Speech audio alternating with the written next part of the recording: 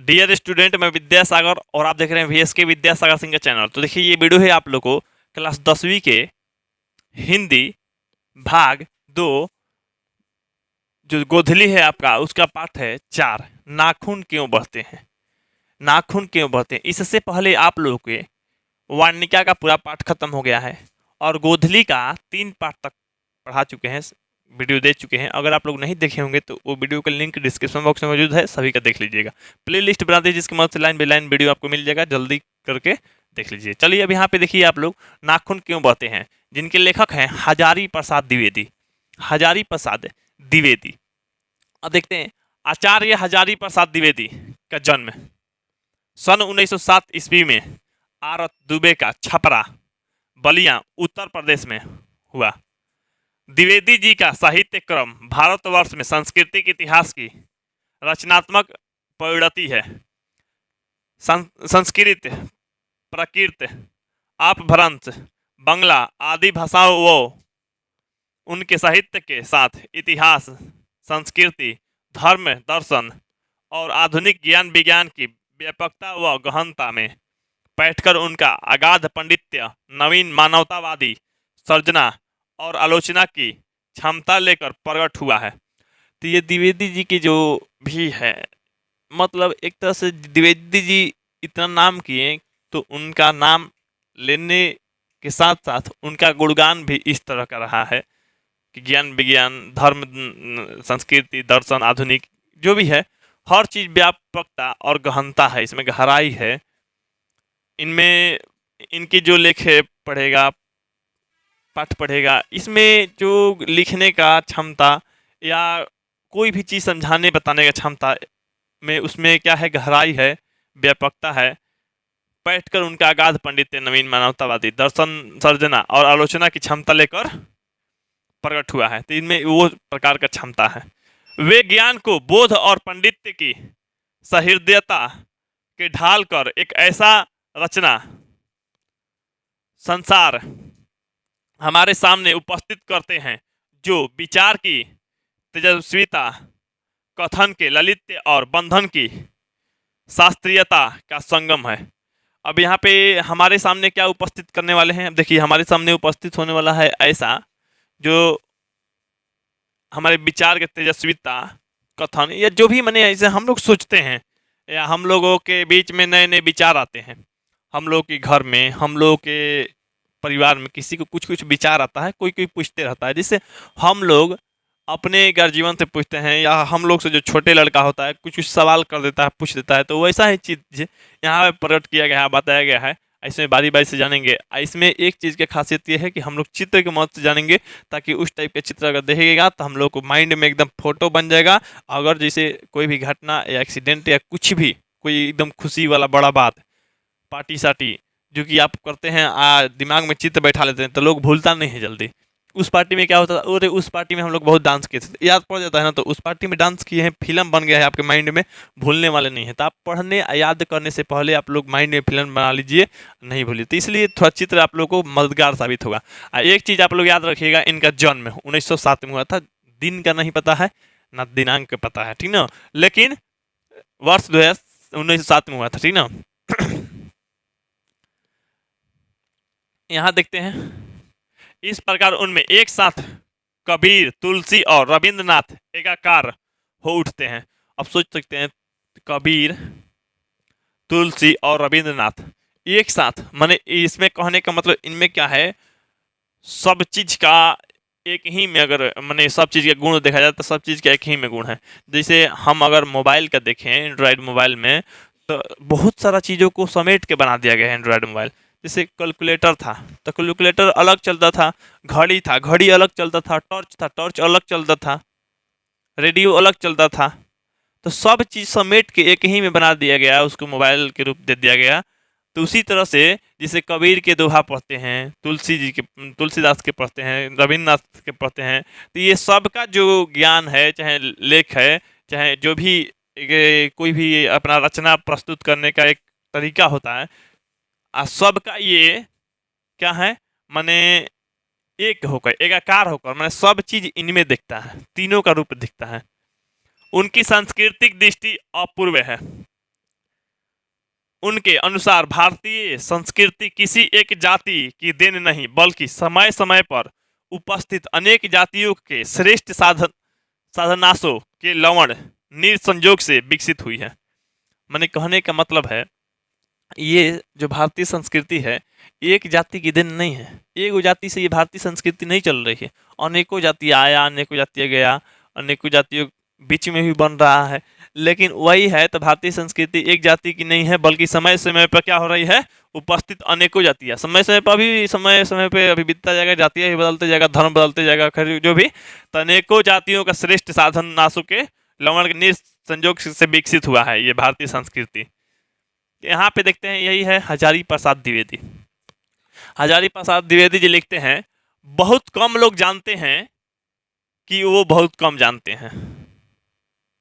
बहुत कम लोग ही जानते हैं कि वे बहुत कम जानते हैं। इसका मतलब तो आप लोग को समझ में आ रहा होगा कि ज़्यादातर लोग क्या करते हैं आजकल कि हम बहुत जानते हैं, हमको बहुत ज्ञान है, हमको बहुत नॉलेज है, लेकिन बहुत कम ही ऐसा लोग हैं जो कहेंगे हमको बहुत कम पता है, थोड़ा बहुत पता है। तो वही बात कहा गया, बहुत कम लोग जानते हैं कि वे बहुत कम जानते हैं। सही में दुनिया में जो भी है हर आदमी बहुत कम जानता है, बहुत कम जानता है, लेकिन वो बतिया सब लोग जानता ही नहीं है, बहुत कम लोग ही जानता है। अब यहाँ पे देखेंगे द्विवेदी जी की प्रमुख रचनाएं हैं अशोक के फूल। अब रचना में से हम लोग का ऑब्जेक्टिव क्वेश्चन बन सकता है एग्जाम के लिए, तो इसलिए थोड़ा रचना ध्यान देंगे, नहीं तो रचना समझने वाला थोड़ा चीज़ है, बस याद करने वाला चीज़ है कि इनकी रचना कौन कौन सी है। तो अशोक के फूल, कल्पलता, विचार और वितर्क, कुटज, विचार प्रवाह, आलोक पर्व, प्राचीन भारत के कलात्मक विनोद।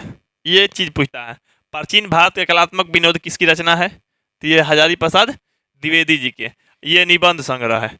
बाण भट्ट की आत्मकथा, चारु चंद्रलेख, पुनर्नरवा, अनामदास का पोथा, उपन्यास, सुर साहित्य, कबीर, मध्यकालीन, बोध का स्वरूप, नाथ संप्रदाय, कालिदास की ललित योजना, हिंदी साहित्य का आदिकाल, हिंदी साहित्य की भूमिका, हिंदी साहित्य उद्भव और विकास, आलोचना साहित्य ऐतिहासिक, संदेशात्मक, संदेश राशक, पृथ्वी राज रासो, नाथ सिद्धो की बानिया ग्रंथ संपादन है ये।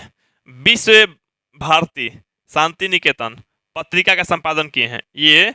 विश्व भारती शांति निकेतन पत्रिका इसे अखबार होता है ना, तो हमारा इससे कुछ वर्ष पहले पत्रिका निकलता था, अभी भी निकलता है लेकिन ऑनलाइन निकल रहा है, अब ऑफलाइन नहीं है। लोग पढ़ता है लेकिन ऑनलाइन तौर पे इसे मान लो, इसे पहले बुक मिलता था, छपा के मिलता था प्रिंटिंग होके, लेकिन अब ई बुक बेचता है लोग, मिलता है पत्रिका अभी भी मिलता है, बहुत सारा कंपनी का बहुत सारा नामों से मिलता है। तो ई बुक उसको बोला जाता है, इंटरनेट डोला मैंने बुक, आप बस उसको लोग पढ़ता है, PDF के रूप में रहता है। तो यहाँ पे देखते हैं, तो शांति निकेतन पत्रिका का संपादन, द्विवेदी जी को आलोक पर्व पर साहित्य अकादमी पुरस्कार। अब इसमें दे सकता है कि हजारी प्रसाद द्विवेदी को साहित्य अकादमी पुरस्कार जो है किस रचना पे मिला है, तो रचना है आलोक पर्व। आलोक पर्व पे क्या मिला है, साहित्य अकादमी पुरस्कार मिला है इनको। भारत सरकार द्वारा पद्म भूषण सम्मान एवं लखनऊ विश्वविद्यालय द्वारा डी लिट की उपाधि मिली। वे काशी हिंदू विश्वविद्यालय मैंने BHU भी कहा जाता है, काशी हिंदू विश्वविद्यालय मैंने यूनिवर्सिटी BHU, ठीक है, काशी हिंदू यूनिवर्सिटी मैंने काशी हिंदू विश्वविद्यालय, शांति निकेतन विश्वविद्यालय, चंडीगढ़ विश्वविद्यालय आदि में प्रोफेसर एवं प्रशासनिक पदों पे रहे। सन 1979 में दिल्ली में उनका निधन हुआ। कहाँ पे हुआ, दिल्ली में। यहाँ पे देखते हैं, ये है हजारी प्रसाद द्विवेदी जी के कुछ बात जो कहा गया कि कोई भी प्रमुख व्यक्ति के जो बात है उससे काफी लोगों के जीवन पे प्रभाव पड़ता है और उससे लोग सीखता है। तो इनकी बात सुनिए, ये कह रहे हैं, जब मनुष्य जंगली था, वन मानुष जैसा, तब जीवन रक्षा के लिए उनमें नाखून की जरूरत थी, लेकिन नखधर मनुष्य अब भी बढ़ रहे हैं। नखधर मनुष्य माने नाखून को धारण करने वाले मनुष्य क्या हो रहे हैं, बढ़ रहे हैं अभी भी। ईमानदारी, और यहाँ पे और भी कुछ बात बोले हैं, तो ईमानदारी और बुद्धिमानी के साथ किया हुआ काम कभी व्यर्थ नहीं होता है। तो इसलिए आप लोग ईमानदारी और बुद्धिमानी से कीजिए, वो काम कभी व्यर्थ नहीं होगा। आप लोग अगर ये करेंगे तो। ये लिखते हैं हजारी प्रसाद द्विवेदी जी।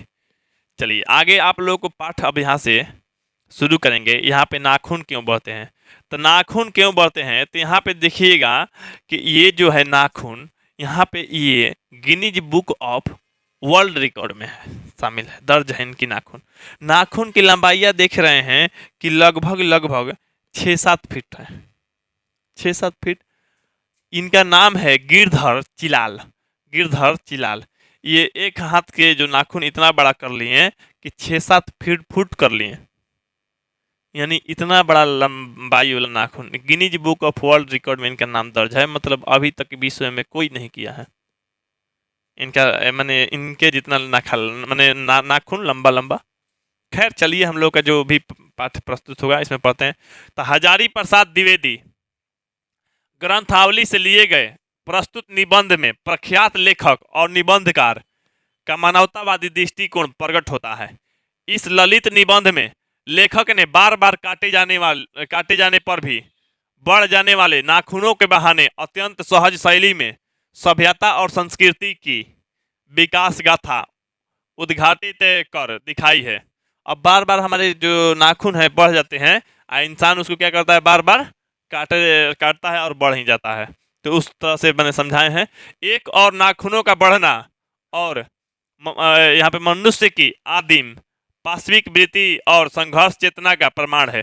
प्रमाण में इसे प्रूव इसलिए हम लोग करता है कि हम लोग क्या थे, आदिम थे, एक तरह से मैंने वन में जंगल में रहने वाले थे। कौन प्रूव करता है, तो हमारा नाखून करता है। नाखून उस जमाने में बढ़ रहा था, तो उस जमाने में नाखून का काम भी था। आज से अगर 500 एक मैंने 1000-2000 वर्ष पहले, 2000 वर्ष पहले नाखूनों का सच में काम था। नाखून से लोग अपना मदद लेता था, मैंने कोई ना कोई काम लेता था, चीरने फाड़ने में, नोचने में। अब हमारा नाखून के काम नहीं है, लेकिन फिर भी नाखून हमारा क्या हो रहा है, बढ़ रहा है। तो नाखून हमारा क्या है, पशुविता मैंने पशु और जानवर होने का हमको भी बोध करा रहा है। तो हम भी मैंने इसका कोई काम है नाखून का हम लोग के पास है। थोड़ा हो सकता है किसी किसी को थोड़ा बहुत मदद कर देता है, लेकिन ज़्यादातर काम नहीं, फिर भी बढ़ रहा है। तो हम लोग को पशु होने का प्रमाण है ये, कि हम लोग भी एक पशु और जानवर हैं, आदिम हैं। तो पाश्विक भी तो संघर्ष चेतना का प्रमाण है। तो दूसरी ओर उन्हें बार बार काटते रहने का अलंकृत करते रहना मनुष्य के सौंदर्य बोध और संस्कृति चेतना का भी निरूपित करता है। हम लोग क्या करते हैं, सौंदर्य बोध, हम लोग सौंदर्य बोध कर रहे हैं कि मैंने हम लोग काट रहे हैं, जानवर जैसा नहीं रखे हैं, काट रहे हैं, मैंने सुंदरता के लिए काट रहे हैं, सौंदर्य बोध कर रहे हैं। तो यहाँ पे देखेंगे, और लेखक ने नाखूनों के बहाने मनोरंजक शैली में मानव सत्य का दिग्दर्शन कराने का सफल प्रयत्न किया है। यह निबंध नई पीढ़ी में सौंदर्य बोध मैंने सुंदरता दिखाने वाला, इतिहास और चेतना और संस्कृति आत्मगौरव का भाव जगाता है। इसमें देखेंगे सौंदर्य बोध जो सुंदरता करने वाला है, इतिहास क्या है इसका, संस्कृति क्या है, जो संस्कृति होती है, मैं संस्कृति मैंने किसी संस्कृति से जुड़ गया, लगा हुआ, इस संस्कृति के लोग ऐसे नाखून रखेंगे, उस संस्कृति के लोग ऐसे। तो ये सब इसमें बताया जाएगा, इस पाठ में दिखाया जाएगा। जैसे आजकल लड़की जो है परेशान है अपना नाखून में और बाल में, दो चीज में।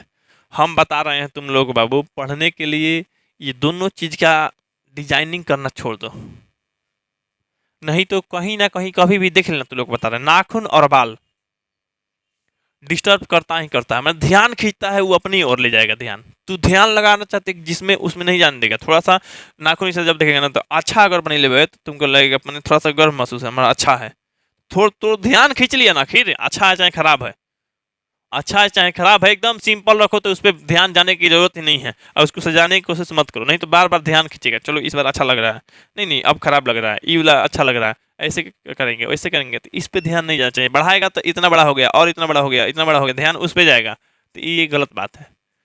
अभी हम लोग स्टूडेंट पीरियड में है, जो भी है स्टूडेंट में, मैंने कहने का मतलब पढ़ाई वाला मूड में है, अभी पढ़ना चाहिए हम लोग को। एग्जाम नज़दीक है, तो ये सब के लिए एग्जाम नहीं भी नज़दीक होता, वो हम लोग जब तक स्टूडेंट हम पढ़ाई कर रहे हैं, तो ये सब नहीं करना चाहिए। खैर देखते हैं यहाँ पे लड़का के साथ में लड़की का भी वही हाल है, लड़का का भी वही हाल है कि लोग नाखून बढ़ाता है, प्लस में बाल का स्टाइल करता है। तो आगे देखते हैं आप लोग को, यहाँ से पाठ शुरू होता है आप लोग को, नाखून क्यों बढ़ते हैं, नाखून क्यों बढ़ते हैं। अब इसमें जीके तो आप लोग को नहीं बताया जाएगा, क्योंकि हम पाठ में समझाए हैं कि क्या बताने वाले हैं कि पशु जैसे नाखून बढ़ता है पशु का, पशु अपना नाखून से चीर के फाड़ के खाता है, तो हम लोग का भी पशु होने का प्रमाण दिखाता है नाखून हमारा, नहीं। हाँ, कि हम लोग भी किसी न किसी जमाने में पुराने समय में हम लोग भी क्या थे, पशु थे। प्लस में नाखून के साथ में परंपरा है कि यहाँ के लोग इस तरह से नाखून, या इस जमाने में ऐसा नाखून रखते थे, तो नाखूनों का परंपरा और प्रचलन है कि उस तरह के मैंने किया जाता है। उसके साथ साथ हम लोग सौंदर्य बोध, माने लोग सुंदर दिखने के लिए नाखूनों को क्या क्या कर रहा है, ये सब चीज़ जानेंगे हम इसमें। लेकिन हम ये नहीं जानेंगे कि नाखून क्यों बढ़ता है, माने जीके उके नहीं सीख रहे हैं, साइंस नहीं पढ़ रहे हैं, इसके द्वारा लेखक समझाए हैं, बस वही बात समझेंगे। बच्चे कभी कभी चक्कर में डाल देने वाले प्रश्न कर बैठते हैं, सही बात है। बच्चा जो होता है छोटा बड़ा, तो प्रश्न कर देता है ऐसा कि लोग चक्कर में पड़ जाता है। कुछ पूछ देगा ऐसा ऐसा सवाल, जिसे लेखक की जो लड़की होती है पूछ देती है कि डैडी चाहे पिताजी चाहे पापा, ये नाखून क्यों बढ़ते हैं।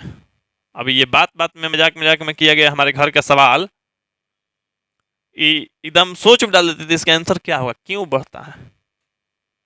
अब यहाँ पे देखते हैं, अल्पज्ञ पिता बड़ा दयनीय जीव होता है, दयनीय जीव होता है, दया करने वाला दयनीय जीव है।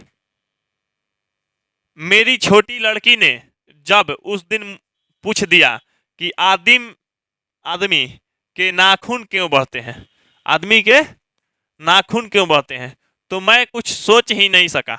सही बात है, किसी से भी अगर पूछ दिया जाए नाखून क्यों बढ़ते हैं तो कोई सोच ही नहीं पाएगा। हर तीसरे दिन नाखून बढ़ जाते हैं, हर तीसरे दिन नाखून बढ़ जाता है, 2-3 दिन 4 दिन 5 दिन पे नाखून बढ़ जाता है। बच्चे कुछ दिन तक अगर उन्हें बढ़ने दें तो माँ बाप अक्सर उन्हें डांटा करते हैं, पर कोई नहीं जानता कि ये अभागे नाखून क्यों इस प्रकार से माने बढ़ा करते हैं। काट दीजिए, वे चुपचाप दंड स्वीकार कर लेंगे, पर निर्लज्ज अपराधी की भांति फिर छूटते ही सेंध पर हाजिर। आखिर ये इतने बेहाया क्यों है। सही बात है, नाखून का तो इज्जत भी नहीं है, इज्जत ही नहीं है बेचारा।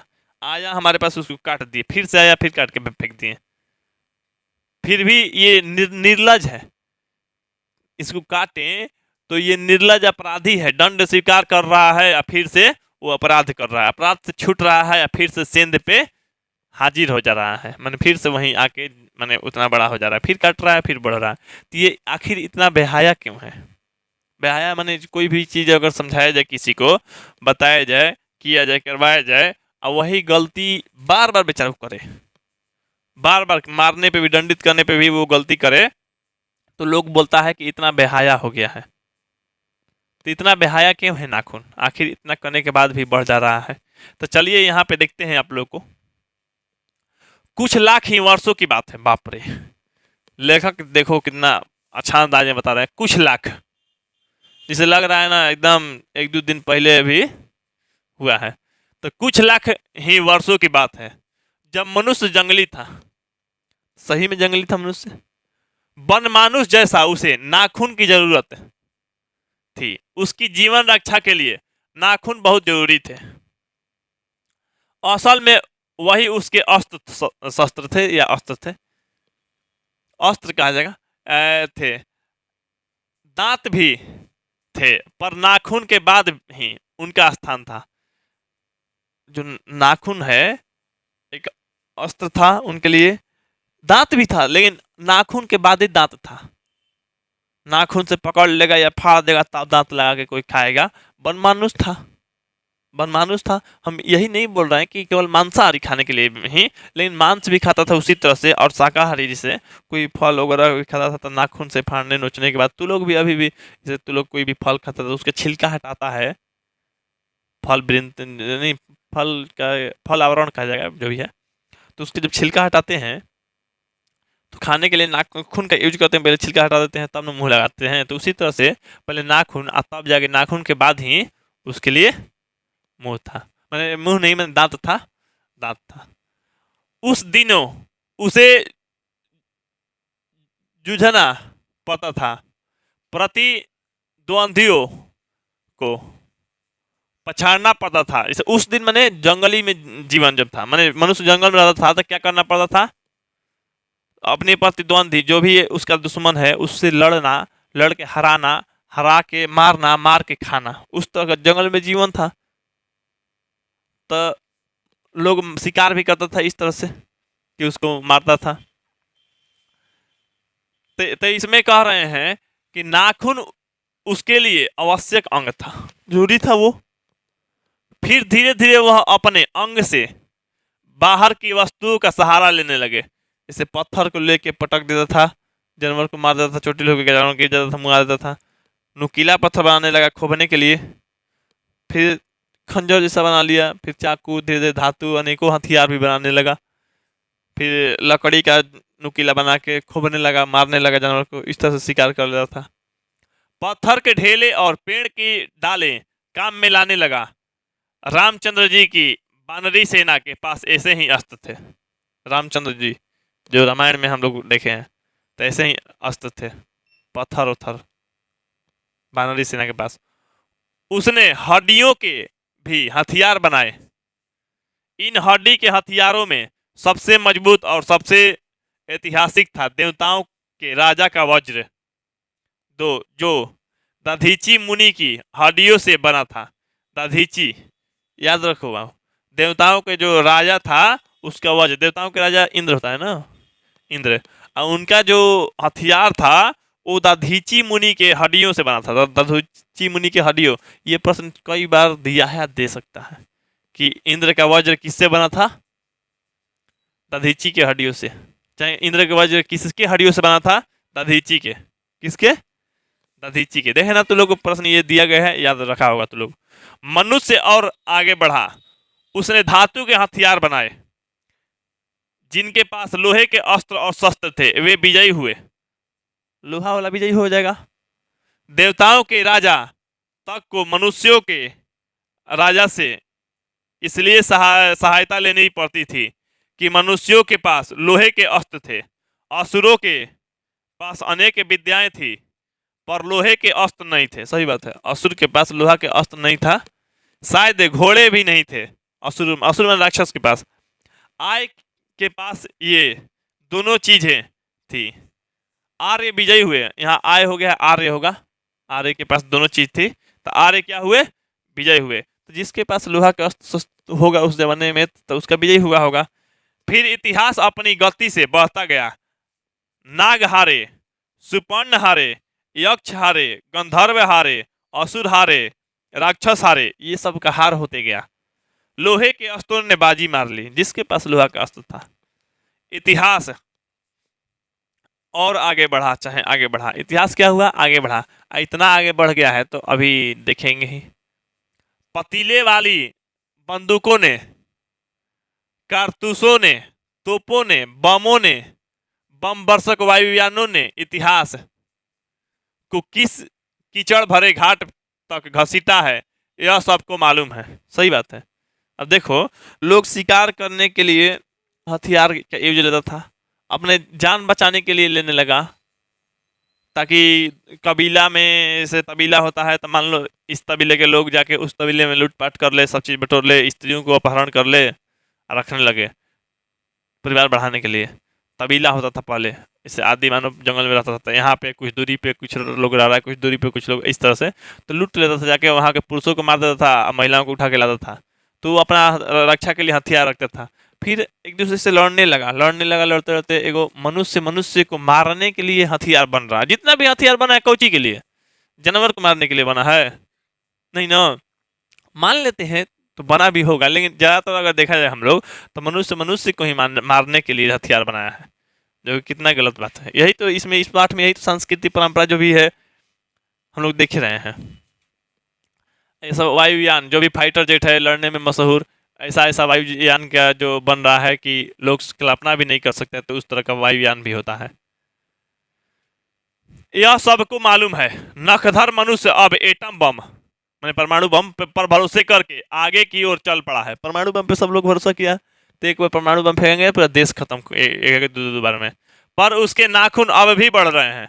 अब भी प्रकृति मनुष्य को उसके भीतर वाले अस्त्र से वंचित नहीं कर रही है। अब भी वह याद दिला देती है कि तुम्हारे नाखून को भुलाया नहीं जा सकता। अभी भी हमारा जो नाखून है कुछ ऐसा ऐसा काम आता है, तो हम लोग को अभी भी याद दिला रहा है कि तुम्हारे नाखून को भुलाया नहीं जा सकता है, नाखून नहीं भुला सकता है। तुम वही लाख वर्ष पहले के नख दंत लंबी जीव हो, पशु के साथ एक ही सतह पर विचरण, सतह मैंने जमीन पे, जैसे जमीन होता है, जमीन पर विचरण करने वाले और चरने वाले तत्किम। मैं हैरान होकर सोचता हूं कि मनुष्य आज अपने बच्चों को नाखून न कटने के लिए डांटता है। किसी दिन कुछ थोड़े लाख वर्ष पहले वह अपने बच्चे को नाखून नष्ट करने के लिए डांटता रहा होगा। सही बात है कि आज हम लोग नाखून बढ़ा रहा है कोई, तो डांट रहे हैं। जो यहाँ पे पहले जमाने के लाख वर्ष पहले के लोग होंगे तो वो नाखून काटने पे बोलता होगा, मारता होगा, तो काहे नाखून काट रहा है? जाएगा शिकार करने तो कैसे करेगा, कैसे फाड़ेगा, कैसे खाएगा, कैसे उसको हराएगा? नाखून रखो, बढ़ाओ नाखून। तो इस तरह के लोग उस जमाने में डांटते होंगे। तो ये परंपरा भी है आजकल के। लेकिन प्रकृति है कि वह अब भी नाखून को जिलाए जा रही है, और मनुष्य है कि अब भी उसे काटे जा रहा है। वे कम वक्त रोज बढ़ते हैं क्योंकि वे अंधे हैं। क्या है? अंधे हैं। नाखून अंधा है, देख नहीं रहा है कि हमको लोग काट रहा है, हमको बेइज्जत कर रहा है, हमको फेंक दे रहा है। बेहाया हो गया एकदम। हम लोग काट के फेंक रहे हैं, फिर बढ़ जा रहा है, काट के फेंक रहे हैं, बढ़ जा रहा है, क्योंकि नाखून क्या है? अंधे हैं। नहीं जानते कि मनुष्य को इससे कोटि कोटि गुना शक्तिशाली अस्त्र मिल चुका है।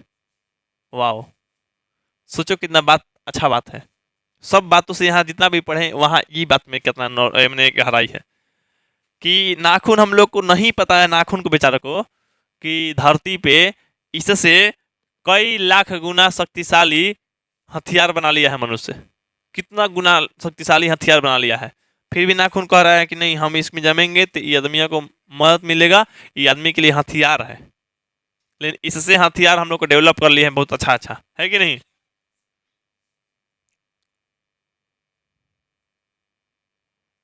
मिल चुका है।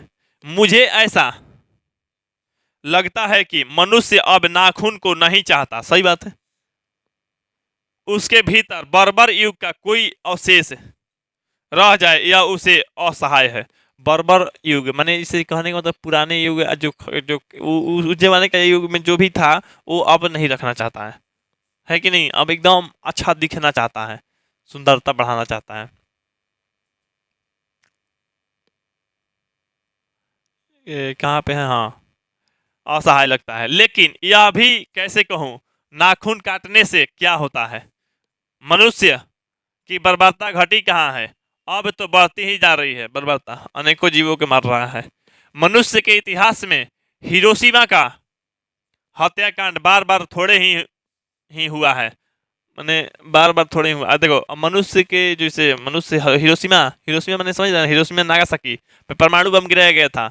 अमेरिका गिरा था जापान पे, एगो गिरा था 6 अगस्त 1945 को, एगो 9 अगस्त 1945। मैंने 3-4 दिन में दो को परमाणु अटैक कर दिया, दोनों बड़ा बड़ा शहर पे जापान के, एकदम कमर तोड़ दिया था।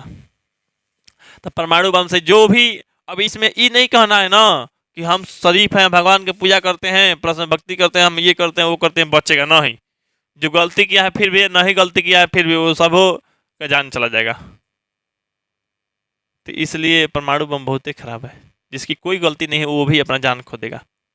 एकदम सुरक्षित रह रहा है, हर चीज शिक्षा संस्कृति सिखा है, अच्छा आदमी व्यक्तित्व आदमी है, तब वो मरना पड़ जाएगा परमाणु बम से। यह तो उसका नवीनतम रूप है, एक रूप है, अभी तो सब बाकी है। मैं मनुष्य के नाखून की ओर देखता हूं तो कभी कभी निराश हो जाता हूं। ये उसकी भयंकर पाशवी वृत्ति के जीवन प्रतीक है। मनुष्य के पशुता को जितनी बार भी काट दो वह मरना नहीं जानती। मनुष्य के जो पशुता है वो कितना बार भी तुम काट दो तो मरना नहीं जानती है। इस तरह के जंगलों में रहने वाले जीव था पहले। तीर धनुष ले तो कुछ कुछ ले मार के शिकार कर दो था। यहाँ पे देखते हैं कुछ हजार साल पहले मनुष्य ने नाखूनों को सुकुमार विनोदों के लिए उपयोग में लाना शुरू किया था। वात्स्यायन के काम सूत्र से पता चलता है कि आज से 2000 वर्ष पहले का भारतवासी नाखूनों को जम के संवारता था। 2000 पहले जो नाखून को था संवारता था, सजाता था, इसको श्रृंगार बना लिया था, हथियार नहीं श्रृंगार। वो लड़का वो वाला दे छूटे वाला है, काहे लिए उसे कर रहा है? एकदम सो जा रहा है, एकदम मैंने हॉस्पिटल में आया है। नहीं तो देखो कौन नर्स उर्स ले देखवाओ जाके। हाँ हाथ टोबे तो पता चली। चल देखो उनके काटने की कला काफी मनोरंजक बताई गई है। काटने की कला जो है त्रिकोण, वर्तुलाकार, चंद्रकार, दंतुल आदि विविध आकृतियों के नाखून उन दिनों विलासी नागरिकों के न जाने किस किस काम आया करते थे। नाखून का डिजाइन था, जैसे नाखून हो गया तो नाखून के इस तरह से चंद्रमा जैसा मैंने काटता था, लोग इस तरह से नाखून हो गया ना तो ये एक किनारा, ये किनारा रहेगा, मैं दोनों किनारे का रहेगा, अब बीच में से ऐसे काट देगा। कोई कोई त्रिकोण माने इस तरह से नाखून को इस तरह से काट देता, त्रिकोण माने चोख जैसा, मतलब कैसे रहता है भाला जैसे खोबा जाता है तो भाला में इस तरह से त्रिकोण मन नाखून रखता था उस तरह के। तो अलग अलग प्रकार के विविध आकृति बना के नाखून को रखता था। उसको सिथक माने मोम और अलकतक माने आलता, आलता तो लोग आल्टा कहता है, नेल पॉलिश कहता है, से ये यत्न पूर्वक रगड़ कर लाल और चिकना बनाया जाता था। गौड़ देश के लोग उन दिनों बड़े बड़े नखों के पसंद करते थे और दक्षिणात्य लोग छोटे छोटे नख को। अपनी अपनी रुचि है, अपनी अपनी रुचि है कौन कितना बढ़ाएगा। देश की भी और काल की भी, काल मैंने समय का भी, समय समय पे भारतीय देश में अनेकों प्रकार से नाखून रखा जाता था, अभी जो है अनेकों प्रकार से रखा जाता है समय समय पर, और देश का भी अलग अलग परंपरा था। लेकिन समस्त अधोगामिनी वृत्तियों को और नीचे खींचने वाली वस्तुओं को भारतवर्ष में मनुष्योचित बनाया गया है। यह बात चाहूं भी तो भूल नहीं सकता। ये नाखून देख लीजिए, नाखून का स्टाइल ज्यादातर अगर देखिएगा तो ये यहाँ तक सब के सब लड़कियों का ही हाथ नजर आ रहा है ज्यादातर। अब ये नाखून जो है, अब नाखून कैसे रखती होगी बेचारी, अब यही जाने कितना इसका ध्यान विचलित करता होगा, भटकाता होगा, अब यही जाने। तो बेचारी अपना को ले कहेगी हमें सुंदर बनी। अब ये सुंदर है कि एक नाखून सुंदर है कि इसका पागलपन है कि ये प्राचीन काल से अपना संस्कृति को जीवित रख रही है, ये क्या कर रही है पता नहीं क्या। क्योंकि प्राचीन काल में पहले लोग क्या करते थे, शिकार करते थे नाखूनों से मदद करते थे, मदद लेते थे। तो नाखून को बढ़ाना थोड़ा सा मैंने उन लोगों के लिए मददगार साबित था। लेकिन ये अब कर रही होगी, प्राचीन संस्कृति सभ्यता को बना के रखी है लंबा समय के लिए कि शौकीनी है। खैर आजकल कुछ लड़कियों का शौकीनी ही रह गया है, ये सब सच्चाई तो है नहीं। मानव शरीर का अध्ययन करने वाले प्राणी विज्ञानियों का निश्चित मत है कि मानव चित्त की भांति मानव शरीर में भी बहुत सी अभ्यास जन्य सहज वृत्तियां रह गई है। दीर्घकाल तक उसकी आवश्यकता रही है, लंबा समय तक आवश्यकता रहा है। ये तो शरीर ने अपने भीतर एक ऐसा गुण पैदा कर लिया है कि वे वृत्तियां अनायास ही है और शरीर के अनजाने में भी अपने आप काम करती है। शरीर के अनजाने में चाहे हम ध्यान दें इस पे चाहे नहीं दें, काटे या न काटे, फिर भी ये क्या होती है, नाखून बढ़ती ही रहती है। नाखून बढ़ना उसमें से एक है, केस का बढ़ना दूसरा, दांत का दोबारा उठना तीसरा, पलकों का गिरना चौथा, और असल में असहजात वृत्तियां अनजान स्मृतियों को ही कहते हैं। अनजान असहजात जो कहते हैं, और अनजान स्मृति, अनजान किसको कहेंगे, ये नहीं, सहजात वृत्तियां जो है अनजान वृत्तियों, जिसको हम लोग नहीं जानते हैं क्यों हो रहा है, काहे हो रहा है। हमारी भाषा में इसके उदाहरण मिलते हैं। अगर आदमी अपने शरीर की, मन और वाक्य की अनायास घटने वाली वृत्तियों के विषय में विचार करे तो उसे अपनी वास्तविक प्रवृत्ति पहचानने में बहुत सहायता मिले। पर कौन सोचता है? सोचना तो क्या, उसे इतना भी पता न चलता है कि इसके भीतर नख बढ़ा लेने की जो सहजात वृत्ति है, माने अनजान अनजान वृत्ति जो है, जो नहीं जानता है, वह उसके पशुत्व का प्रमाण है। क्या पशुत्व का प्रमाण है? यह है नरसिंह भगवान। नरसिंह भगवान, अब नरसिंह भगवान जो थे अपना इस रूप में आए, क्यों?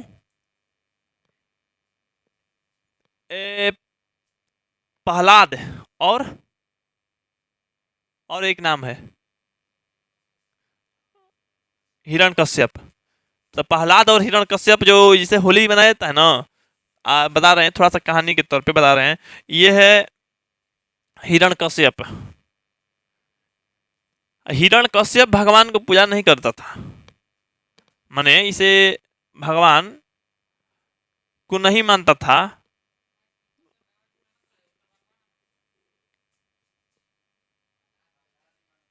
प्रहलाद उसका लड़का था, बात समझो, प्रहलाद उसका लड़का था। प्रहलाद पूजा करता था, विष्णु भक्त था, लेकिन ये विष्णु भक्त नहीं था हिरण्यकश्यप। तो हिरण्यकश्यप विष्णु भक्त नहीं था, तो हिरण्यकश्यप मारना चाहता था किसको? अपने पुत्र को, प्रहलाद को, क्योंकि प्रहलाद विष्णु भक्त था, ये विष्णु भक्त बनाना नहीं चाहता था, मारना चाहता था। तो मारने के लिए क्या करता है कि अपने बहन का सहारा लेता है। इसे मारने के लिए कईयों को उपाय लगाता है, पहाड़ पर से गिराता है तो भी नहीं इसका लड़का मरता, माने प्रहलाद नहीं मरता है। कोई को मैंने मारने का प्रयास करके हार थक जाता है, तब अपने बहन होलिका, जिसका नाम होता है होलिका, होलिका को बुलाता है इसको मारने के लिए। होलिका का भी एक वरदान था कि वो आग में नहीं जल सकती थी, आग में नहीं जल सकती थी। प्लस में उसके पास एक चादर था, वरदान नहीं मिला था, तो जब तक ये चादर उसके वस्त्र पर रहेगा आग में नहीं जलेगी। तो होलिका को बोला गया, मैंने ये बोला हिरण्यकश्यप अपने बहन को, तो जला दे, मैंने वो आग में लेके बैठ जाए। तो अपना चादर लेके आग में लेके बैठ जाती है होलिका। तो होलिका आग में जल जाती है, लेकिन प्रहलाद मैंने इसका जो लड़का होता है हिरण्यकश्यप का लड़का, वो नहीं जलता है, वो नहीं जलता है। हम नहीं देखने गए हैं उस समय में जो कहानी है। ये देखो, सीरियल वाला बात मत करो। देखो, नहीं कोई ग्रंथ नहीं पढ़ा है, उड़ के नहीं गया था। चल देखो, तो वो चादर में वो जिसको वरदान था वो खुद जल जाती है, लेकिन जो प्रहलाद होता है वो नहीं जलता है। तो इसलिए जो होली हमारी मनाई जाती है, कहा जाता है बुरा मैंने बुराई पे अच्छाई की जीत होती है, क्योंकि ये बुरे लोग थे, ये बुरा था, इसकी बहन जो होलिका थी वो बुरी थी, प्रहलाद विष्णु भक्त था, उसको लोग मारना चाहता था, तो इसलिए बुरा लोग तो मर गया, लेकिन अच्छा लोग का वहां पे जीत हुआ। तो इसलिए बुराई पे अच्छाई के जीत के प्रतीक के तौर पे हम लोग होलिका दहन मनाते हैं हर साल। अब आते हैं इस पे, तो ये क्या है? तो ये है नरसिंह भगवान। अब इसको भी एक वरदान प्राप्त था। इसको वरदान प्राप्त ये था कि इसको ना कोई दिन में मार सकता है, ना कोई रात में मार सकता है, ना कोई घर के अंदर मार सकता है, ना कोई घर के बाहर मार सकता है, ना कोई आदमी मार सकता है, ना कोई जानवर मार सकता है इसको। ना ये आग से जलेगा, ना ये पानी में डूब के मरेगा, ना ये अस्त्र से मरेगा, ना ये शस्त्र से मरेगा। ये इसको वरदान था। ना ये आकाश में मरेगा, ना ये पृथ्वी पे मरेगा। ऐसा ऐसा ये वरदान था। तो वरदान था, तो वरदान देखा गया, तो ये इनको भेष में एक दिया गया, मैंने रूप बदल के आना पड़ा विष्णु को, नरसिंह भगवान। नरसिंह भगवान माने आधा शरीर नर का, आधा शरीर सिंह का, मैंने शेर का दिख रहे हैं यहाँ पे। ये बन के आना पड़ा, इनकी नाखूनों से, अपने नाखूनों से फाड़े, क्योंकि इस ना ये अस्त्र से मारा सकता है, ना ये शस्त्र से, ना ये घर के बाहर, ना ये घर के अंदर। तो इसलिए चौखट पे, घर के चौखट पे, ना ये पृथ्वी पे मराएंगे, ना ये आकाश में। तो अपने जांग पे, मैंने जांग पे रख के, देख रहे हैं ना, जांग पे रख के, ना ये दिन में ना ये रात में, तो सूर्यास्त के टाइम में, मैंने हाँ संध्या के समय, शाम के समय, प्लस में ये थोड़ा बहुत जो भी मैंने नॉलेज, मैंने जो भी वरदान था उसके विपरीत मैंने एक समय खोज के इनको मैंने मारा गया, मैंने फाड़ा गया, पेट या छाती यहाँ पे फाड़ देते हैं नरसिंह भगवान, फाड़ के उखाड़ के फेंक देते हैं हम, तब जाके मरता है। तो यहाँ पे इनका हर अवस्था ये बता के मारते हैं, देखो हम तुम्हें उछल नहीं कर रहे हैं, तुम्हारे पास जो वरदान है ये हम देखो यहाँ पे हम चौखट पे हैं, ना घर के अंदर है ना बाहर है, ना दिन हो रहा है ना रात हो रहा है, ना आकाश में हो ना पाताल में हो, ना हम तुमको अस्त्र से मार रहे हैं ना शस्त्र से मार रहे हैं। तो हर चीज बता के तब इनको मारते हैं कि नरसिंह भगवान होते हैं। तो यहाँ पे वही जो है नरसिंह क्या मैंने जानवरों वाला पशु वाला हाल है कि नहीं है। तो आजकल के जो नाखून रखना हम लोग को पशु होने का याद दिला रहा है कि हम लोग पशु हैं। लड़कियां में तो कुछ पशु ही होती है, पशु ही होती है लड़कियां नाखून रखने वाला। अब लोग उसको भले ही नाम कोई लेके बुला देता है, ये कुमारी वो कुमारी, उसका वो कुमारी नहीं नाम है, पशु कुमारी, उसके सीधा सा नाम है पशु कुमारी। इधर आओ, यहाँ पे देखो, तो अस्त्र बढ़ाने की प्रवृत्ति मनुष्य की विरोधिनी, कहाँ तक पढ़े, यहीं तक थे नहीं, यहाँ पे थे, वह उसके मनुष्यता की निशानी है, और यद्यपि पशुत्व के चिन्ह उसके भीतर रह गए हैं, पर वह पशुत्व को छोड़ चुका है। पशु बनकर वह आगे नहीं बढ़ सकता। पशु अगर बनेगा तो आगे बढ़ेगा, कभी नहीं आगे बढ़ेगा, इसलिए पशु नहीं बनना है, कोई और रास्ता खोजना चाहिए। अस्त्र बढ़ाने की प्रवृत्ति मनुष्यता की विरोधिनी है। मेरा मन पूछता है कि किस ओर, आखिर किस ओर मनुष्य बढ़ रहा है। तो किस ओर मनुष्य मैंने बढ़ रहा है, किस ओर, पशुता की ओर या मनुष्यता की ओर, आखिर किस ओर। अभी अभी हम लोग 1 लाख वर्ष पहले से पशुता वाला जो जीवन था, पशु वाला जीवन से हम लोग अभी मनुष्य वाला जीवन धारण किए, पशुता से मनुष्यता की ओर बढ़ रहे हैं। अब कुछ दिनों से या कुछ वर्षों से देखा जाए तो लोग क्या कर रहा है, पशु की ओर बढ़ रहा है। तो हम लोग किस ओर बढ़ रहे हैं, मनुष्यता की ओर कि पशुता की ओर। तो मनुष्यता की ओर कि पशुता की ओर बढ़ रहे हैं, आखिर मनुष्य किस ओर बढ़ रहा है, अस्त्र बढ़ाने की ओर या अस्त्र काटने की ओर, किस ओर बढ़ क्या करेगा, अस्त्र बढ़ा के शस्त्र बढ़ा के क्या करेगा। तो अस्त्र बढ़ाने की ओर कि अस्त्र काटने की ओर। मेरी निर्बोध बालिका ने मानो मनुष्य जाति से ही प्रश्न किया है, एक से नहीं, मेरे से नहीं, मैंने लेखक कर रहे हैं मेरे से नहीं, पूरे मनुष्य जाति से ये प्रश्न किए हैं। जानते हो नाखून क्यों बढ़ते हैं, यह हमारी पशुता के अवशेष है। तो हम भी पशु हैं, ये अवशेष हमारा है, रह गया है, अभी इसको अलग किया जाता है। मैं भी पूछता हूं, जानते हो ये अस्त्र शस्त्र क्यों बढ़ रहे हैं, ये हमारी पशुता की निशानी है। भारतीय भाषाओं में प्रायः ही अंग्रेजी के इंडिपेंडेंस शब्द का समानार्थक शब्द नहीं व्यवहार्यत होता है। 15 अगस्त को जब हम अंग्रेजी भाषा के पत्र इंडिपेंडेंस की घोषणा कर रहे थे, देसी भाषा के पत्र स्वाधीनता दिवस की चर्चा कर रहे थे। देसी पत्र में कौची, स्वाधीनता दिवस, कौन दिवस, हाँ स्वाधीनता दिवस। इंडिपेंडेंस का अर्थ है अधीनता या किसी की अधीनता का भाव, किसी के अधीनता के भाव। अधीनता मैंने हम किसी का अधीन नहीं है, हमको कुछ करना है तो किसी का अधीन नहीं हम बन के बैठे हैं, तो कोई कहेगा तो हम कुछ करेंगे, चाहे किसी का सलाह लेना पड़ेगा। तो मैंने इस किसी के अधीनता के अभाव है, मैंने उसको अधीनता कहा जाता है, इंडिपेंडेंस का सही अर्थ। पर स्वाधीनता शब्द का अर्थ है अपने ही अधीन रहना। स्वाधीनता का मतलब क्या है, अपने ही अधीन रहना। हम लोग को अगर इंडिपेंडेंस का बात किया जाए तो इंडिपेंडेंस का मतलब हो जाएगा अधीनता, मतलब किसी के अधीनता का भाव, मैंने किसी का अधीन नहीं है। लेकिन इसमें स्वाधीनता का जब बताया गया, मैंने ये इंडिपेंडेंस का अर्थ बताया गया, तो स्वाधीनता का मतलब क्या हुआ, अपने ही अधीन। जो कि कहना चाहिए था किसी के अधीन नहीं, हम लोग इंडिपेंडेंस हैं, लेकिन फिर भी कहा गया हम आप लोग अपने अधीन हैं, अपने से अधीन है। अंग्रेजी में कहना हो तो सेल्फ डिफेंस, कह सकते हैं। क्या कह सकते हैं? Self defence. इंडिपेंडेंस लोग बोलता है ना, इंडिपेंडेंस का मतलब क्या होता है? स्वाधीनता, लेकिन होना नहीं चाहिए था उसका। इंग्लिश सेल्फ डिफेंस होगा तब स्वाधीनता होगा, लेकिन लोग बोलता है।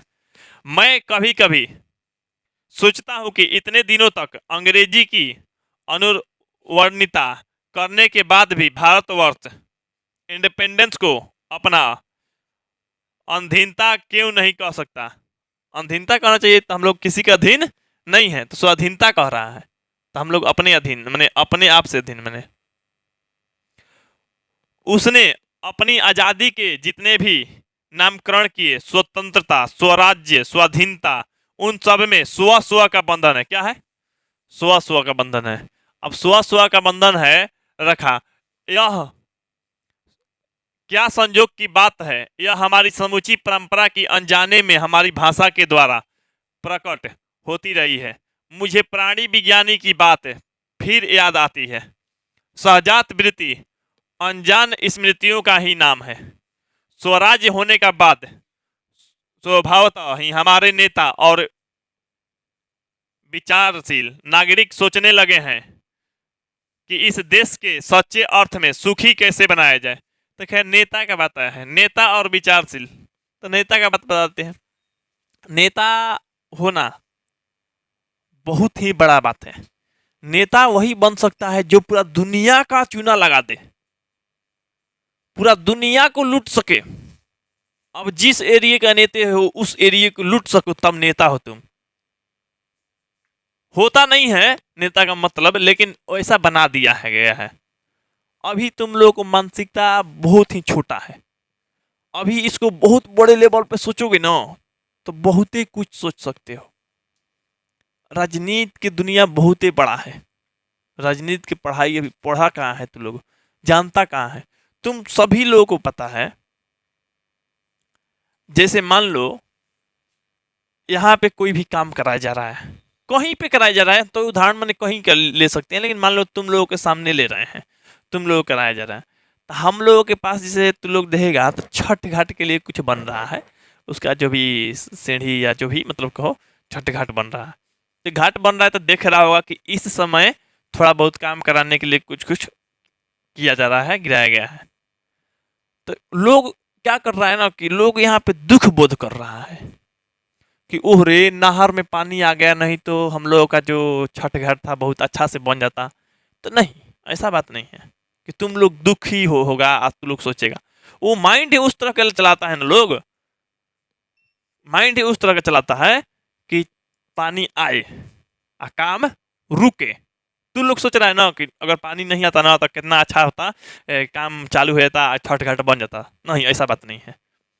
जानबूझ के काम रुके, इसीलिए पनिया खुलने से पहले बनवाया जाता है। तो पनिया जान रहा है, सबको पता है कि 5-10 दिन में पानी तक खुलने वाला है।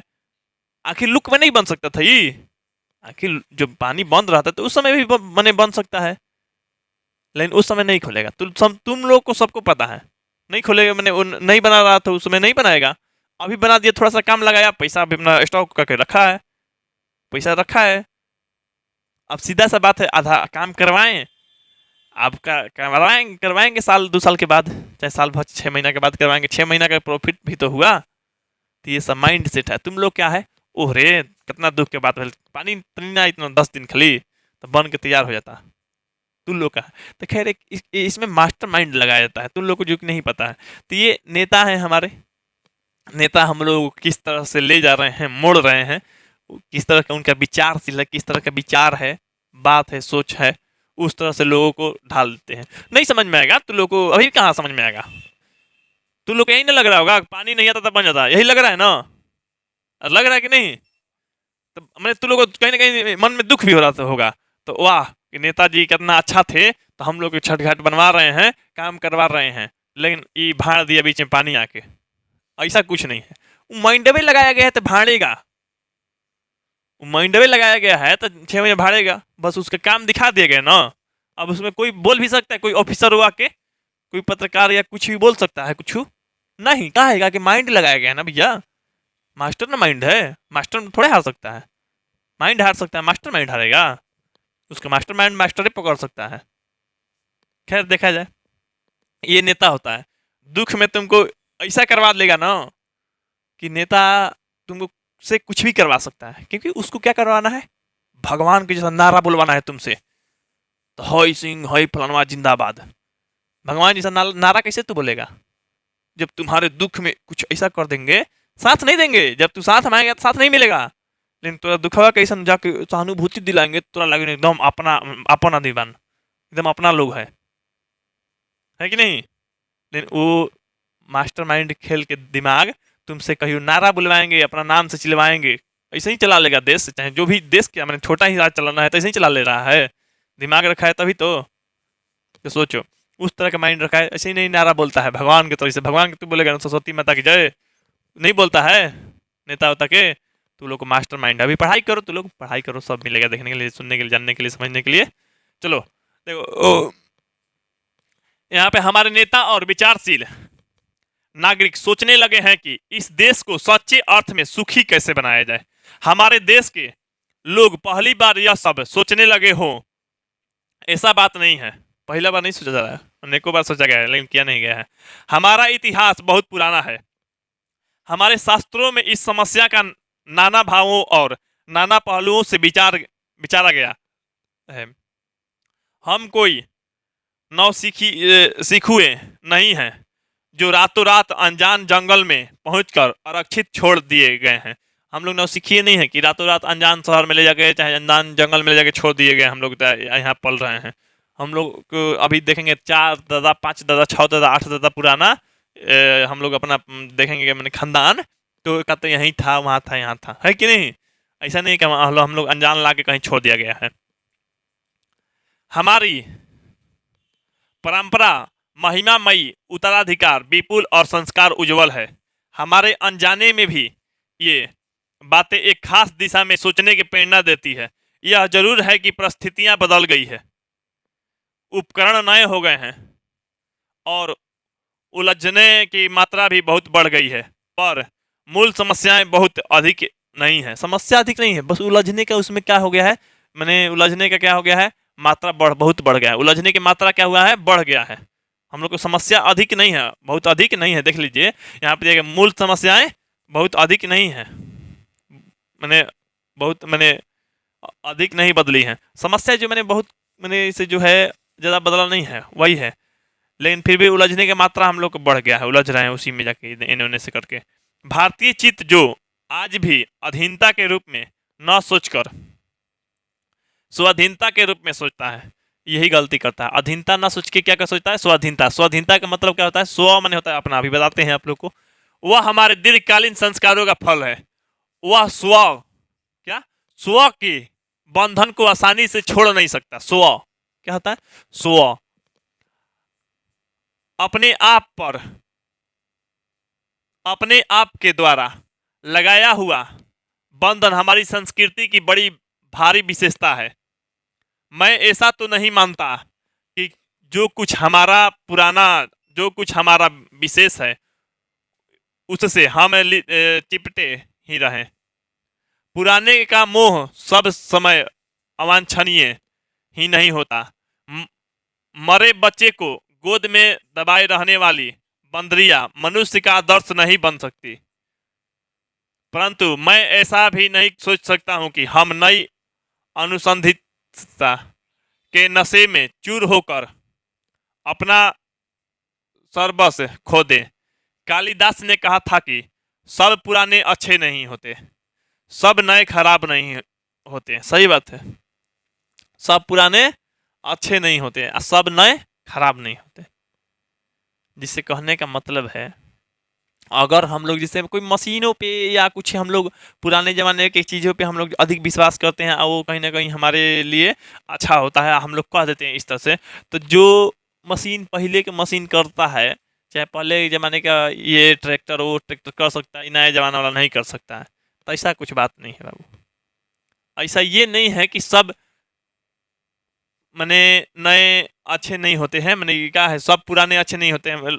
लोग बोलता है कि सब पुराना जो है अच्छा होता है, चाहे नहीं होता है, और सब नया वाला अच्छा होता है चाहे खराब होता है। लोग एक तरह से बात कर देते हैं, लेकिन कालिदास कहे हैं कि सब पुराने अच्छे नहीं होते। पुराना में कौन कौन खराब चीज़ है, पुराने माने रिश्ता भी पुराना है तो सब रिश्ता क्या है, अच्छे नहीं होते। सब पुराना रिश्ता अच्छे ना होकला, कुछ रिश्ता खराबो रिश्ता भी होता है। पुराना है तो क्या मैंने सब अच्छे है, नहीं, पुराना रिश्ता भी खराब होता है। कोई कोई सब नए खराब नहीं, मतलब खराब ही नहीं होते। सब नए नए रिश्ता खराब ही होगा। हो सकता है कोई नया रिश्ता मिले ना तो लोग कहता है अरे इस ये रिश्तेदार हमको मिल गया है, बहुत खराब हो गया, बहुत खराब है, नया नया आजकल जो मिल रहा है सब खराब है, लोग बोल देता है इसे आमतौर पे, नए नए आजकल लगा लगी सब खराब हो गया। तो ऐसा कुछ नहीं है, सब पुराने अच्छे नहीं होते, सब नए खराब ही नहीं होते। भले लोग दोनों की जांच कर लेते हैं, जो हितकर होता है उसे ग्रहण करते हैं, और जो मूढ़ लोग दूसरे के इशारे पे भटकते रहते हैं, सो हमें परीक्षा करके हितकर बात सोच लेनी होगी। और अगर हमारा हमारा होगा चाहे हमारा पूर्व संचित भंडार में हम हितकर वस्तु निकल आवे तो इससे बढ़कर और क्या हो सकती है। तो यहाँ पे देखिए ये हमारी जो परंपरा है, हमारी संस्कृति है, हमारी विशेषता है, हमारी खासियत है, जो कि इस पे हम लोग चलते हैं। हम लोग के पास अनेकों सभ्यताएं, अनेकों संस्कृति है, उसका विकास है। सबके लिए एक कनेक्शन है जो हमारी भारतीय ध्वज, जो कि सबके दिलों पे राज करता है। सब लोग इसी का सम्मान करता है। कहीं पे होली का त्यौहार मनाया जाता है तो कहीं का ईद का, तो कहीं पे शायद एक भंगड़ा उंगड़ा डांस करके कुछ पर्व का नाम होगा। यहाँ पे ये गणेश चतुर्थी, अनेकों तौर पे मैंने कहीं पे डांस नृत्य जो भी होता है, लेकिन सबके लिए कनेक्शन का जो काम है, यहाँ दीपावली भी है हम लोग का। नहीं तो हम लोग अगर ज़्यादा तो नहीं, लेकिन अगर तीनों कामों में देखो, ये और ये, तो तीनों काम स्पष्ट रूप से करते हैं। ये तो सबके लिए है। 15 अगस्त को झंडा फहराना, अपने देश को क्या चीज, देश के आज़ादी के दिवस को मनाना। चलिए यहाँ पे आगे देखते हैं। जातियां इस देश में अनेकों आई गई, अनेकों आई गई, आई है, लड़ती झगड़ती भी रही है, फिर भी प्रेम पूर्वक बस भी गई है। सही बात है कि नहीं? उसी तरह का चित्र भी तो लोगों को दिखाए हैं। सभ्यता की नाना सीढ़ियां पर खड़ा और नाना और मुख करके चलने वाली इन जातियों के लिए एक समस्या धर्म खोज निकालना कोई सहज बात नहीं। भारतवर्ष के ऋषियों ने अनेक प्रकार के इस समस्या को सुलझाने की कोशिश की थी। ऋषियों ने, ऋषि मुनि अनेकों प्रकार की समस्या को सुलझाने की कोशिश की थी, लेकिन समस्या सुलझाने में और समस्या होता है, समस्या बढ़ते जाता है, आगे आते आते समस्या भी बढ़ रहा है। तो खैर सुलझाने की कोशिश की थी, पर एक बात उन्होंने लक्ष्य की थी, समस्त वर्णों और समस्त जातियों का एक सामान्य आदर्श भी है। वह है कि अपने ही बंधनों से अपने को बांधना, अपने ही बंधनों से अपने को बांधना है। मनुष्य पशु से किस बात से भिन्न है, माने पशु से हम लोग किस प्रकार से अलग हैं। आहार निद्रा, आहार माने खाने में, निद्रा माने सोने में आदि, पशु सुलभ स्वभाव उसके ठीक है वैसे ही जैसे अन्य प्राणियों के, लेकिन वह फिर भी पशु से भिन्न है। उसमें संयम है, दूसरे के सुख दुख के प्रति संवेदना है, श्रद्धा है, तप है, त्याग है। ये मनुष्य में होना चाहिए।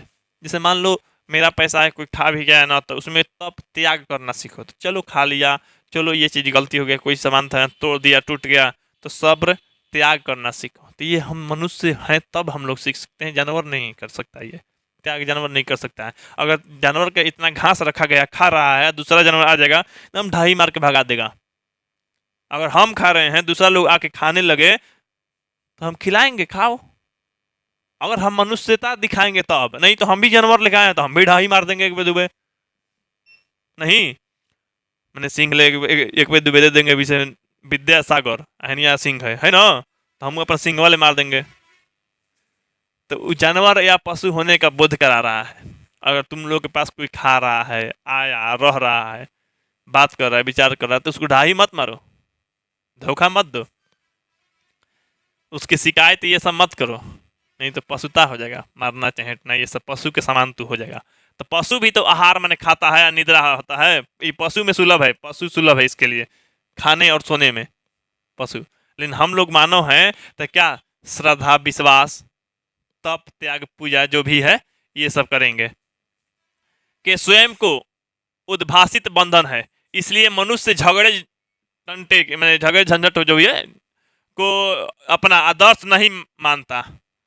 गुस्से में आकर चढ़ दौड़ने वाली अविवेकी को बुरा समझता है और वचन, मन और शरीर से किए गए असत्याचरण को गलत आचरण मानता है। यह किसी भी जाति या वर्ण या समुदाय का धर्म नहीं है, यह मनुष्य मात्र का धर्म है। महाभारत में इसलिए निर्वैर भाव, सत्य और अक्रोध को सब वर्णों का सामान्य धर्म कहा गया है। एतद्धि विततम विश्रेष्ठ सर्वभूतेषु भारत नरवेरता महाराज सत्य कर्म सत्यम क्रोध एवं च अन्यत्र इसमें निरंतर दानशीलता को भी गिनाया गया है। दानशीलता माने मनुष्य दानशीलता है, मनुष्य जो है वो दानशीलता है, दान भी करेगा, सब बटोर के अपने खाने के चक्कर में नहीं रहेगा, उसमें से दान भी किया है। तो जो भी तुम्हारा कमाई है उसके अनुसार दान भी करना चाहिए, मनुष्य का काम है। गौतम ने ठीक कहा है कि कहा था कि मनुष्य की मनुष्यता यही है कि वह सबके दुख सुख में सहानुभूति के साथ देखता है। दुख सुख में सहानुभूति, जैसे मान लो तुम्हारे घर खुशी का माहौल है, शादी वगैरह हो रहा है, पार्टी फंक्शन हो रहा है, तो हम भी वहां जाएंगे, थोड़ा सा पार्टी एंजॉय करने के लिए थोड़ा सा हम डांस कर देंगे, चाहे लोगों को समझा के रखेंगे तो कोई माहौल मत बिगड़ने दीजिएगा यहाँ पे, क्योंकि खुशी का माहौल है तो खुशी में खुशी होने दीजिए। अगर दुख का माहौल है तो तुम्हारे साथ रहेंगे, जिसके भी जो भी हमारे अपने हैं या उससे लगाव है, तो उन लोग, अब दुनिया का तो सब लोग एक व्यक्ति थोड़े ठेका ले लेगा, लेकिन फिर भी जिसके पास लगाव है उसके साथ दुख में दुख साथ रहेगा, सुख में भी साथ रहेगा। तो माने दुख सुख जो भी है वो दुख सुख के सहानुभूति के साथ देखता है। सहानुभूति मैंने उसके जैसा अपने आप पे भी महसूस करेगा। ये नहीं है कि उसका घर गिर गया ना तो अपना घर एकदम मैंने खुश होके अरे अरे वो देखो घरवा तुम्हारा गिर गया, एकदम हंस के नहीं, उसके सुख दुख में अपना से वो रह रहा है उसके जैसा सहानुभूति दो। यह आत्मनिर्मित बंधन ही मनुष्य को अपने को मनुष्य बनाता है। अहिंसा, सत्य और अक्रोध मूलक धर्म का मूल उत्स यही है। मुझे आश्चर्य होता है कि अनजान में भी हमारी भाषा में यह भाव कैसे रह गया है, लेकिन मुझे नाखून के बढ़ने पे आश्चर्य हुआ था।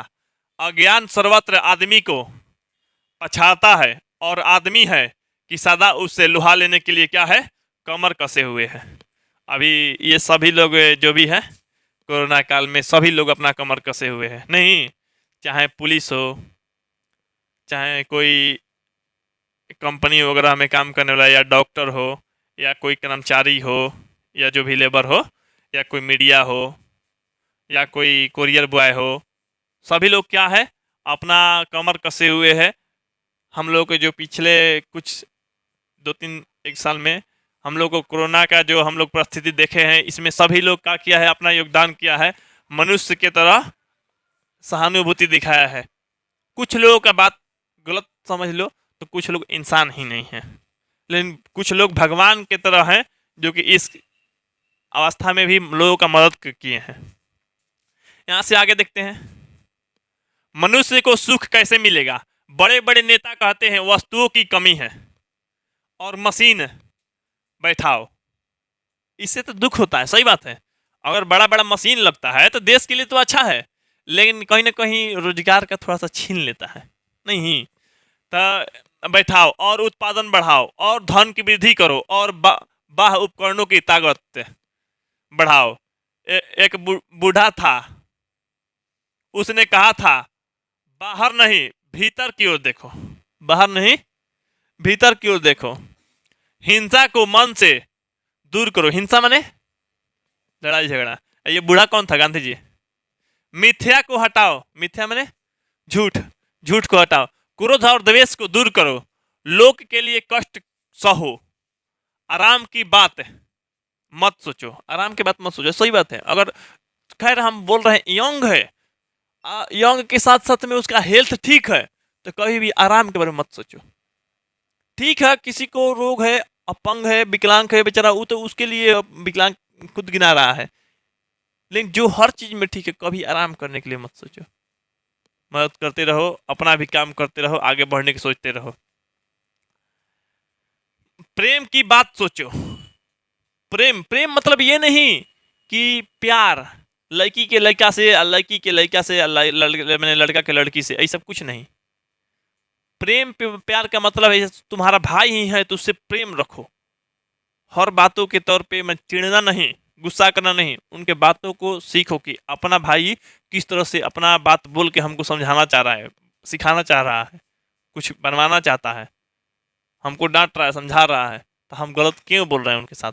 एक चीज जान लो, हम तुम लोग को एक बात ही बोलते हैं कि तुम लोग को कभी भी तुम्हारे पास गुस्सा आए या कुछ भी हो, अगर वो गलत होने वाला चीज है तो तू अपना मन से पूछो कि तुम क्या करवाना चाहते हो।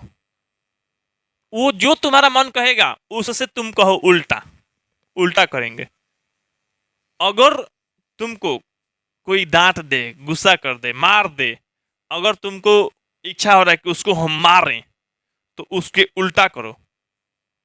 उल्टा करो मैंने मारने का मतलब कह दो प्रणाम भैया, ठीक है जाइए, मार देना जाइए। उतना पे वो व्यक्ति लजा जाएगा, शर्मा जाएगा, तुमसे हार जाएगा, बस उतना हार जाएगा, एकदम कन्फर्म रूप से हार जाएगा। सीधा सा बात है। कोई मार दिया घर के आदमी, भागने का विचार है घर से, तो मन से पूछो क्या विचार है, तो घर से भाग जाते हैं, हम रुस जाते हैं। तो तू उल्टा कर दे हम ना भागम, तो हम कह के भागम, बात है ना। तो जस्ट जो भी गलत परिस्थितियों में अपने दिमाग से पूछ के उल्टा काम करो, क्योंकि गलत परिस्थिति में दिमाग गलत क्यों जाएगा, और उल्टा सही। तो बस इसीलिए गलत परिस्थिति चाहे जो भी है तुम्हारे साथ, उसका उल्टा करो। गलत परिस्थिति में गलत सोच होगा, सोचा कि बस उल्टा करना, सीधा हो जाए सोच, तो बस यही है। तो यहाँ प्रेम की बात सोचो, आत्म पोषण होगा कि तोषण की बात सोचो, काम करने की बात सोचो। उसने कहा प्रेम ही बड़ी चीज है, क्योंकि वह हमारे भीतर है। प्रेम क्या है, हमारे भीतर रहता है, सही बात है। उच उच्छृंखलता पशु की प्रवृत्ति है, स्व का बंधन मनुष्य का स्वभाव है। स्व का बंधन मनुष्य का क्या है, स्वभाव है। स्वभाव है मैंने हर बतिये पे स्व, ये अपना है। हर लोग परिवार के मैंने परिवार के मान के दूसरा से लड़ाई करता है, अपनों परिवार में अपन पापा के मान के दूसरा पापा लड़ाई करता है। लड़का नहीं लड़ेगा तो हो सकता है उसकी बीबी चाहे कोई ना कोई घर में टेंशन तनाव रहता है, अपना घरवा से बगल वाला घरवा से लड़ता है, क्योंकि अपना जो घरवा के अंदर है घर अपना मान लिया। उसके साथ साथ में अपना जातीय के आधार पर लड़ जाएगा, तो ये हमारा जाति है, वो हमारी जाति के है, वो दूसरा जाति है, तो इस जातीय के आधार पर लड़ जाएगा। कितना गांव के आधार पर लड़ जाता है, तो हमारा गांव को लड़का का तू मार दिया और उसका गांव को, तो अपना मानने के चक्कर में तो स्व लगाने के मैंने स्वभाव है इन लोग का, मनुष्य का, तो हर बात में स्व, तो स्व का बंधन लगाता है। बूढ़े की बात अच्छी लगी या नहीं पता नहीं, उसे गोली मार दी गई। किसको, गांधी जी को गोली मार दिया गया। नहीं मारा गया था, नाखून गोड़ से मारा था। हाँ, आदमी के नाखून बढ़ने की प्रवृत्ति ही हावी हुई। मैं हैरान होकर सोचता हूँ बूढ़े ने कितनी गहराई में बैठकर मनुष्य की वास्तविकता चरित्रता का पता लगाया था, कितनी जो सच्चाई है। अच्छा ये बंदर है ना, कहा था मनुष्य जो है बंदर की प्रजाति है, सही बात है ना, मनुष्य बंदर की प्रजाति है। यहाँ पे देखते हैं, ऐसा कोई दिन आ सकता है जबकि मनुष्य के नाखूनों का बढ़ना बंद हो जाएगा।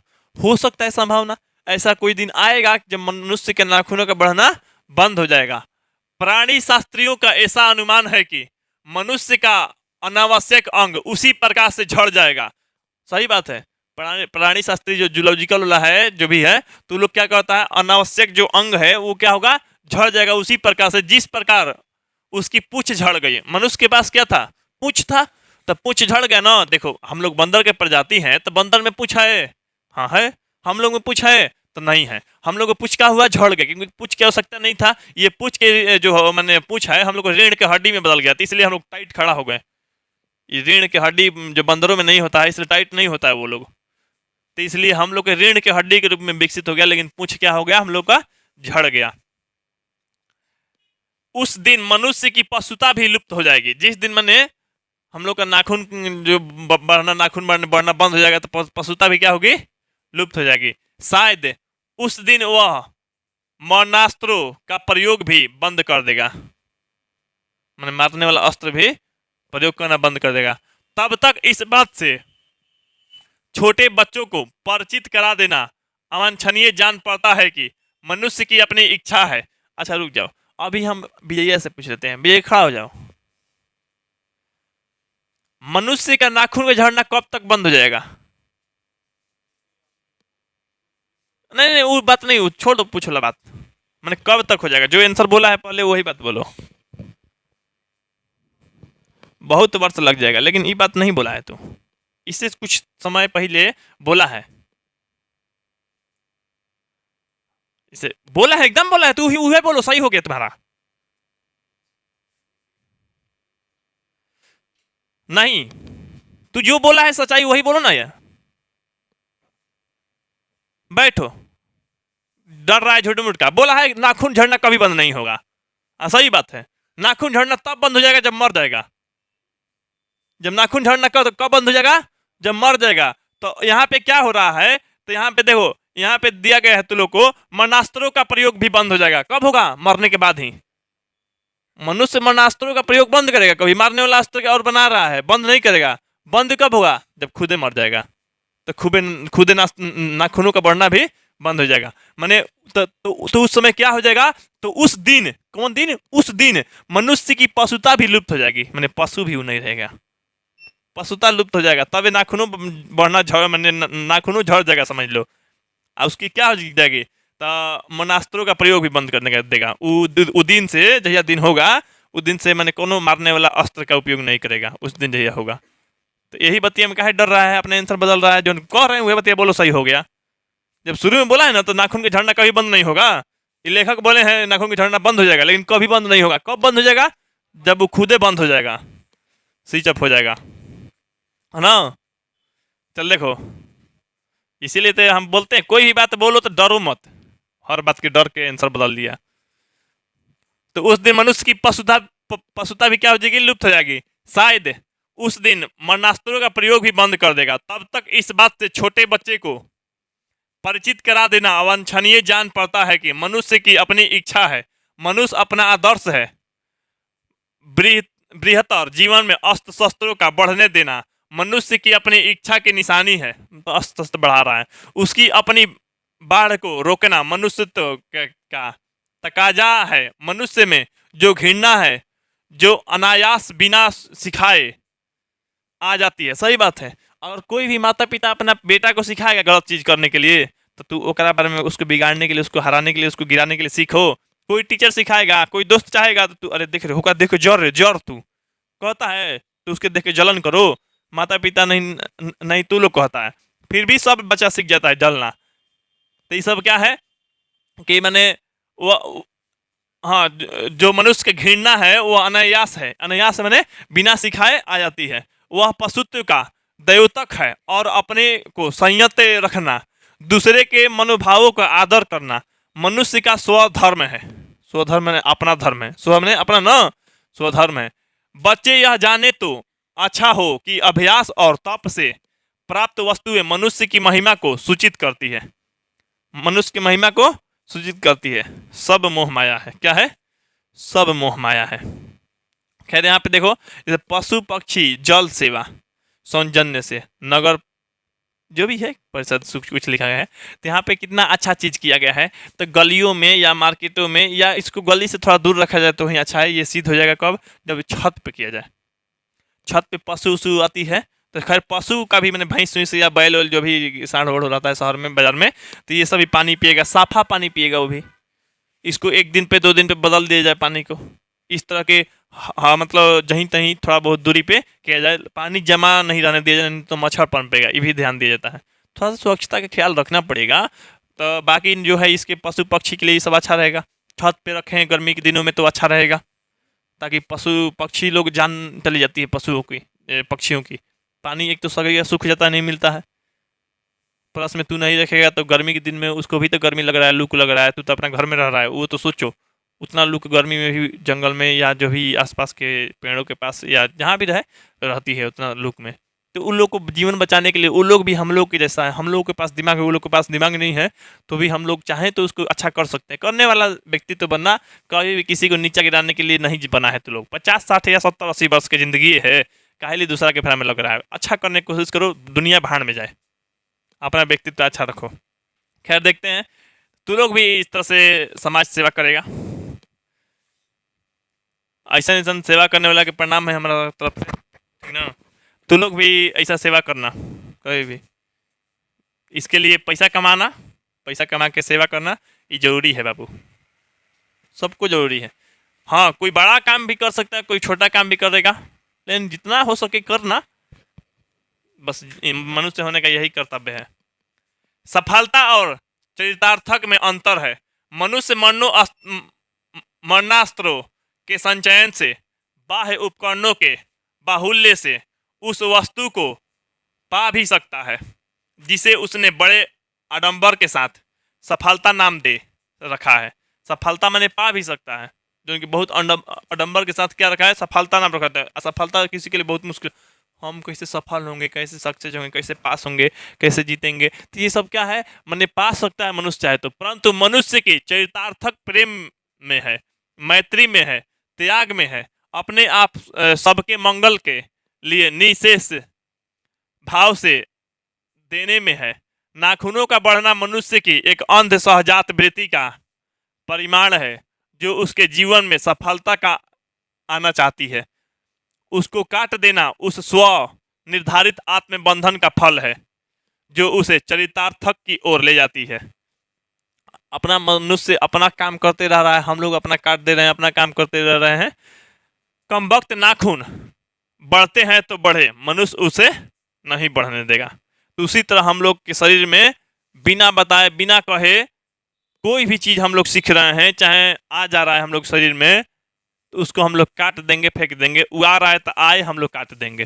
जिससे नाखून बढ़ रहा है तो बढ़े, हम लोग काट देंगे। तो उसी तरह से हम लोग के शरीर में बुराइयाँ, हम लोग के मन में बुराइयाँ आए तो आए, हम लोग काट के फेंक देंगे बुराइयों को, ठीक ना। तो चलिए, ये तो आप लोगों का पाठ खत्म हो गया इतना ही पे।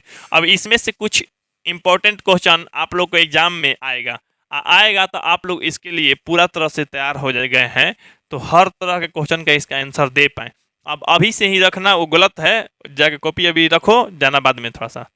चल देखो, तो यहाँ पे आप लोगों का जो 4 पाठ है खत्म हो गया, गोधली के 4 पाठ। इस वीडियो के बाद आप लोग को जो अगला पाठ आएगा 5 पाठ का आएगा, और उसमें भी आप लोगों को जो भी पाठ है उसको जानेंगे, और भी कुछ आगे वीडियो आएगा। ये कोशिश करेंगे जल्द जल्द वीडियो दे दें आप लोगों को। तो खैर, एक आप लोग के लिए आवश्यक सूचना है। आवश्यक सूचना ये है कि आप लोग के जो भी अगर भाई बहन या कोई भी 2024 में एग्जाम देने वाला है, तो 2024 के लिए एक बैच स्टार्ट कर दिया गया है, स्पेशल टारगेट बैच। उन सभी को ये जानकारी दे दीजिएगा। जिस तरह से 2023 का स्पेशल टारगेट बैच चला है, 2024 के लिए भी स्टार्ट कर दिया गया है। ये नंबर है मेरा, इस पर कॉन्टैक्ट कर सकते हैं। मेरा नंबर है 8340453964। इस पर कॉन्टैक्ट करने के लिए अपना नाम और जिला का नाम बताइएगा, बोलिएगा कि सर हमको स्पेशल टारगेट बैच ज्वाइन करना है। उस बैच की खासियत और विशेषता बता देते हैं आप लोगों को। उसमें 4 घंटा का लाइव क्लास और 1 घंटा का टेस्ट मिल जाएगा। 5 घंटा हो गया मेरी तरफ से, 7 घंटा घर पे पढ़ने के लिए रूटीन मिल जाएगा आप लोग को। 12 घंटा पढ़िए आप लोग अभी से। ये बैच स्टार्ट हो गया है आप लोग को 1 दिसंबर 2022 को स्टार्ट हो गया है। ये बैच चलेगा 31 जनवरी 2024 तक बैच चलने वाला है। तो इसलिए आप लोग 14 महीना टाइम बचा है, 14 महीना में तैयारी कंप्लीट हो जाएगा। कहीं से और किसी भी सब्जेक्ट में कोई दिक्कत नहीं रहेगा। आप लोग को मैथ यहाँ से हम 3 बार पढ़ा देंगे, और बाकी सब्जेक्ट आप लोग को पढ़ने के लिए 2-2 बार मिल जाएगा, जो कि सबसे बेस्ट तरीका से मिलेगा, ठीक है। तो आप लोग जो भी पढ़ेंगे आप लोग को जैसे पार्ट बाई चैप्टर वाइज आप लोग को PDF मिल जाएगा, असाइनमेंट पेपर मिल जाएगा, नोट्स मिल जाएगा, एनिमेशन वीडियो मिल जाएगा। उसके साथ साथ आप लोगों को जैसे बोलने का, जैसे मान लीजिए कोई भी प्रश्न आप लोगों को करना है, डायरेक्ट बोल सकते हैं माइक ओपन करके। अपना कैमरा ऑन रखिएगा ताकि हम आप लोग देख सकते हैं। तो मतलब कहने का मतलब जैसे ऑफलाइन में लोगों का क्लास चलता है, ऑनलाइन में आप लोग को उससे आप लोग को ऑफलाइन से बेस्ट तरीका से आप लोग पढ़ सकते हैं, आसानी से पढ़ सकते हैं। इसके लिए फी जो है आप लोग को मात्र रखें 14 महीना के लिए 300 रुपया, जो कि इतना कम पैसा में 4 घंटा कोई पढ़ाने वाला नहीं है। यहाँ पे प्रचार वचार तो कुछ मिलेगा नहीं, लाइव क्लास में एकदम कोई डिस्टर्बेंस नहीं। आप लोग अपने घर पर पढ़ के आसानी से अच्छा खासा रिजल्ट ला सकते हैं। यानी 21 रुपया लगभग महीना पड़ रहा है। खैर कोशिश कीजिएगा, अगर आप लोग को ज्वाइन करना है ज्वाइन करिएगा, नहीं तो आप लोग के भाई या बहन जो भी है 2024 में एग्जाम देने वाला, उन लोगों को इन्फॉर्मेशन दे दीजिएगा, ठीक है। आप लोगों को हम अगले वीडियो में मिलते हैं, अगले वीडियो यानी 5 पार्ट में। तब तक के लिए जय हिंद, जय भारत, वंदे मातरम।